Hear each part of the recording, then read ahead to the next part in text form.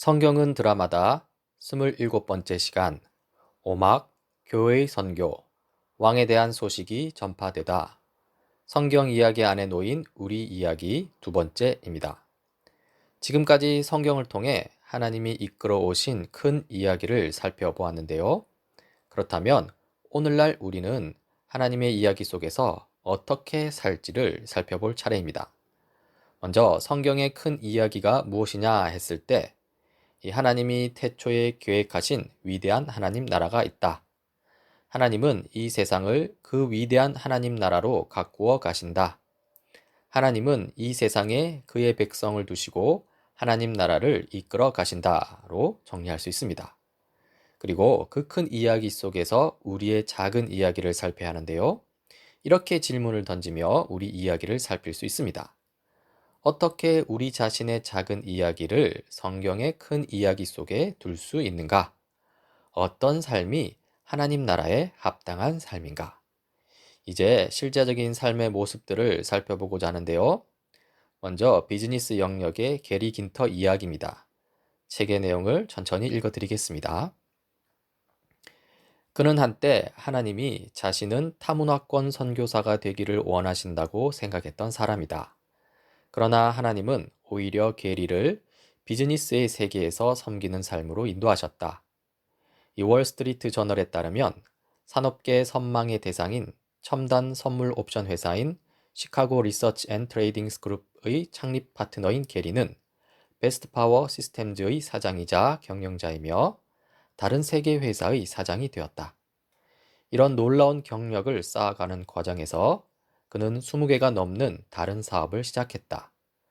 그중 일부는 세계 전역의 궁핍한 지역에 세워진 서비스 산업 회사다. 비즈니스 세계의 어떤 기준에서 보아도 게리 긴터는 성공한 사람이다. 그러나 게리 자신은 전통적인 이익과 권력을 성공의 기준으로 삼기를 거부한다. 그에 따르면 그리스도인의 인생이 늘 그렇듯 비즈니스에서의 성공도 하나님 나라의 도래와 관련하여 정의해야 한다. 게리 자신의 말에 따르면 성경 이야기를 비즈니스 세계에서 적응하며 살도록 부름받은 사람이라면 누구든지 하나님 나라 전문가가 되어야 한다.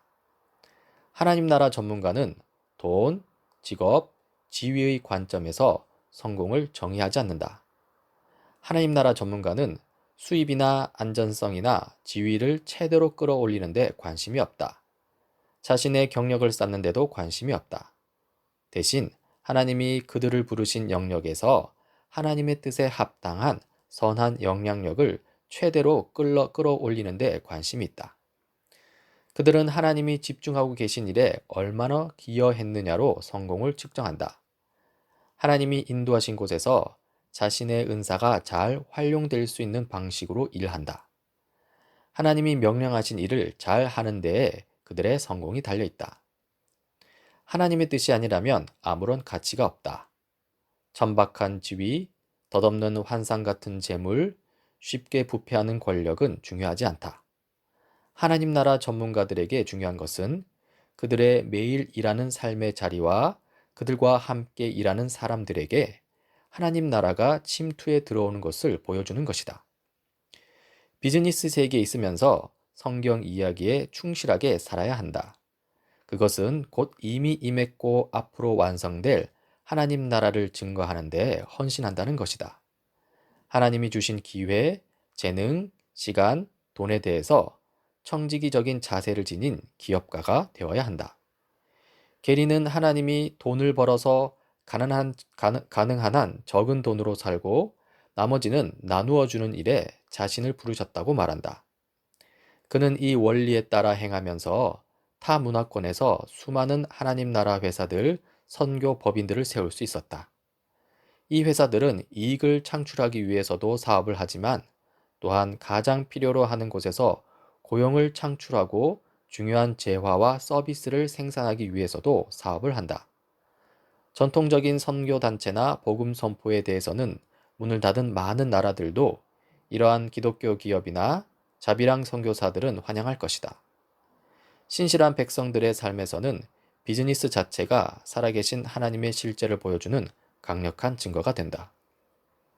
게리는 또한 이러한 하나님 나라 회사들을 세우는 것에 더하여 이웃 동네인 시카고의 빈곤 지역에서 저소득층 가정을 돕는 기관인 도시사역 선교회에 재정적으로 도움을 주며 직접 참여하기도 한다. 하지만 게리 긴터의 이 복음 전도와 선교, 희생적인 나눔과 관대함, 이웃 지역과 세계의 가난한 나라에게 자비와 정의를 증진시키는 사역, 이런 것들은 그가 하나님 나라의 신실한 증인이 되는 유일한 방법은 아니다. 그의 증거에서 중심이 되는 것은 비즈니스의 세계에서 하나님의 창조 목적에 신실하게 행하는 것이다. 게리는 비즈니스를 하나님의 창조 명령에 응답하여 발전된 것으로 본다. 비즈니스는 하나님의 창조 세계의 선한 일부다. 비즈니스는 하나님의 세상에서 중요하고 긍정적인 역할을 할 수 있다. 청지기적인 방식으로 필요한 재화와 서비스를 제공함으로써 이웃을 사랑할 수 있다.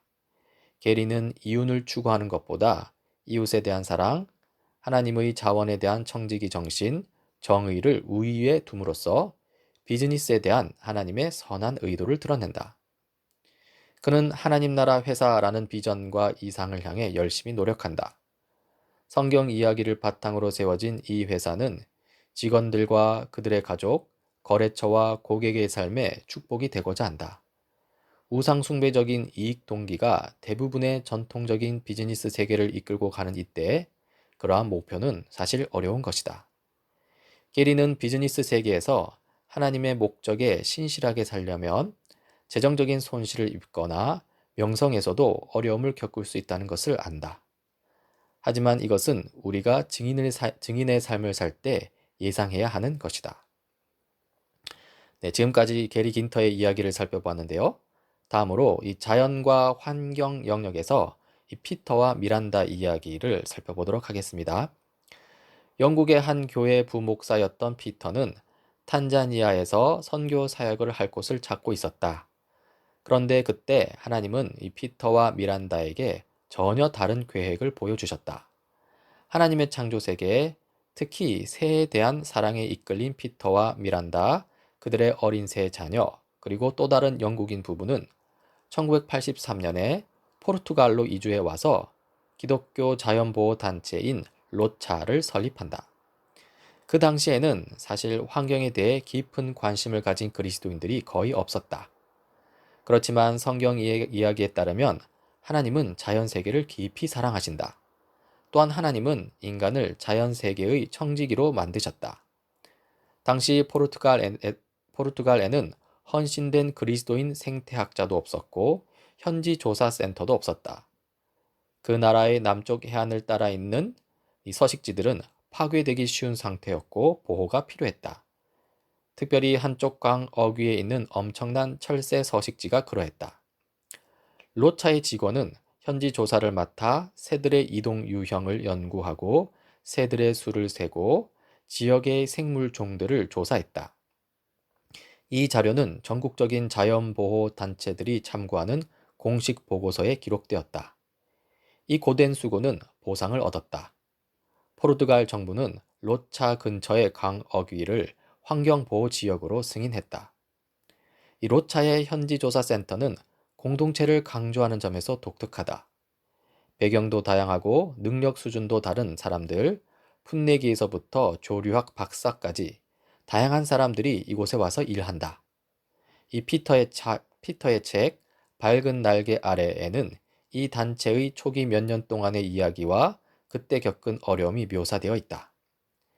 이 책은 또한 로차는 사람들을 그리스도께로 인도하는 놀라운 도구였음을 분명히 보여준다. 여러 다양한 배경에서 온 사람들이 크루진하에 있는 현지조사센터를 찾아왔고 이 공동체의 환영을 받았다. 이 매일의 활동은 전문적인 조사 작업에서부터 신학에 관한 대화에까지 광범위하다. 때로 사람들은 로차의 기독교적인 면에 대해 묻는다. 그러면 피터 해리스는 이렇게 대답한다. 이 공동체는 현지 조사를 하는 것과 집에 머물고 있는 학생들과 예수님에 대해 이야기하는 것 사이에 어떤 차이도 없다고 생각한다. 전자는 세속적인 일이고 후자는 영적인 일이 아니다. 둘 다 예배와 순종이며 세상의 창조주의자 구세주에게 중요한 일이다. 이 생태학에 관한 일을 할 때 하나님의 창조 세계를 알아가고 돌봄으로써 하나님을 섬기고자 하는 목적으로 접근한다면 그것은 예배와 순종의 행위이며 강력하게 임한 하나님 나라를 증거하는 것이 된다. 하나님이 롯차의 직원들에게 주신 은사와 기지를 통하여 일하실 때 현지 조사는 복음을 증거하는 기회가 되었다.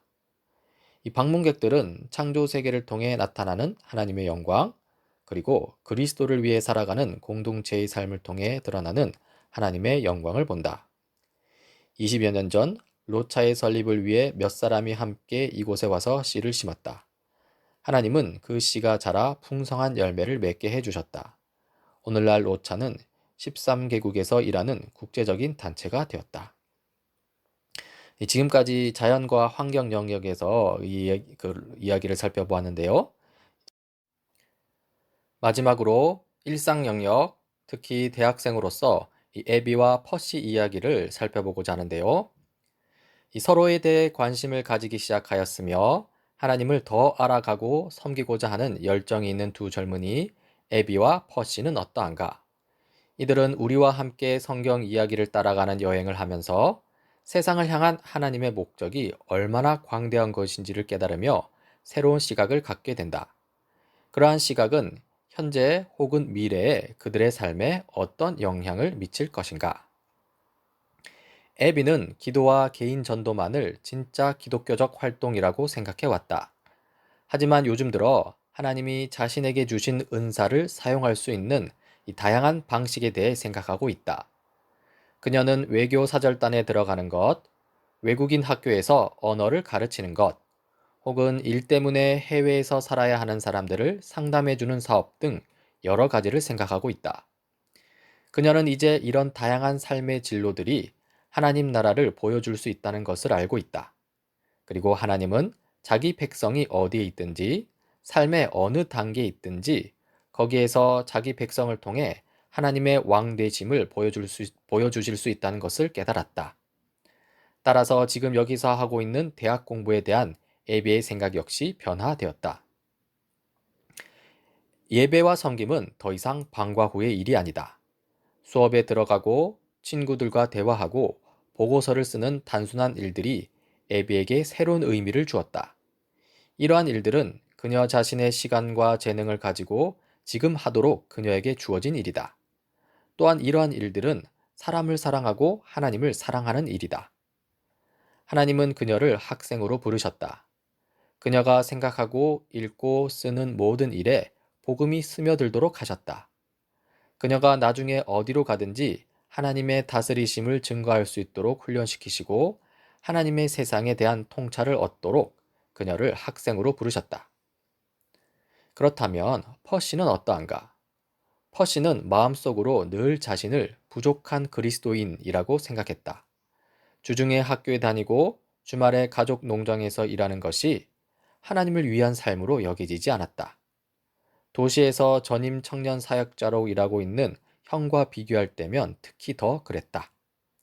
하지만 이제 퍼시는 농업도 하나님의 부르심일 수 있음을 알고 있다. 그는 생태학과 농장 경영 강의를 듣는다. 옥수수와 다른 작물들을 가지고 청정 연료를 만드는 방법에 대한 글을 읽고 있다. 그는 농경지와 물을 보존하기 위한 아이디어들을 생각하기 시작했다. 애비가 그랬듯이 퍼시에게도 이 대학생으로서 자신의 삶이 완전히 새로운 의미로 다가왔다. 퍼시는 이제 이 모든 일이 하나님 나라와 연관이 있음을 믿는다. 더 이상 부족한 그리스도인이라는 생각에 빠지지 않는다. 다만 지금 주어진 이 일들을 어떻게 하나님 나라에 합당하게 이루어갈지 고민할 뿐이다. 지금까지 이 성경이라는 큰 이야기 속에서 자신의 이야기를 두려고 했던 사람들, 하나님 나라 속에서 그리스도인답게 살고자 했던 인물들을 살펴보았는데요. 이러한 그리스도인들에게 빠져서는 안 되는 것이 있습니다. 바로 소망입니다. 이 소망 가운데 살아가기, 미래 앞에 있는 것을 붙잡기라고 했는데요. 참으로 이 소망은 그리스도인에게 있어서 삶의 목표입니다. 그리하여 하늘과 땅 위와 땅 아래에 있는 모든 것들이 예수의 이름 앞에 무릎을 꿇고 모두가 예수 그리스도는 주님이시라고 고백하여 하나님 아버지께 영광을 돌리게 하셨습니다. 우리는 예수님께서 모든 창조 세계의 참된 왕으로 영광 받으실 그날을 기대하고 있죠.